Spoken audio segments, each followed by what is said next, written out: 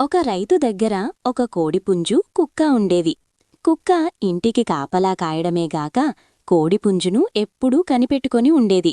కోడిపుంజు బాగా నిగనిగలాడుతా చూడముచ్చటగా ఉండేది. ఆ ఊరిలో ఒక దొంగపిల్లి ఉండేది. అది చాలా టక్కరిది. దాని కన్ను ఆ కోడిపుంజుమీద పడింది.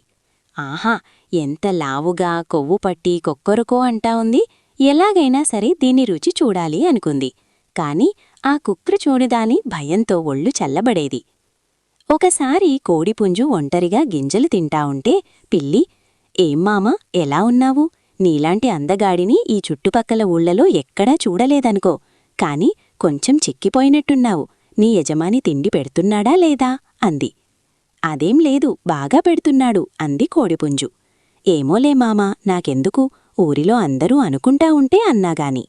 "అవును, మీ యజమాని ఆ కుక్కను చూసుకున్నంత బాగా నిన్ను చూసుకోడంటగదా, నిజమేనా?" అంది. ఆ మాటలతో పుంజు ఆలోచనల్లో పడింది.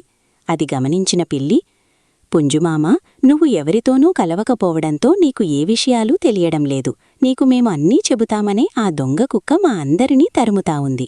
కావాలంటే నా వెంబడిరా, అందరితో మాటలాడుదువుగాని" అంది. పుంజుకు పిల్లి మాటలు నిజమేనేమో అనిపించాయి. "సరే పద, ఎవరెవరు ఏమేమంటున్నారో విందాం" అంది.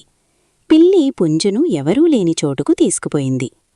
"ఇదేంది ఇక్కడకు తెచ్చావు?" అంది కోడిపుంజు. పిల్లి నవ్వుతా, "ఓసి తిక్కదానా, ఎవరు మంచివాళ్ళో ఎవరు చెడ్డవాళ్ళో తెలుసుకోలేని నీలాంటోను ఈ లోకంలో ఉండడం అనవసరం. అందుకే నిన్ను పరలోకానికి పంపడానికి తీసుకొచ్చా" అంటూ దానిమీదకు దూకబోయింది.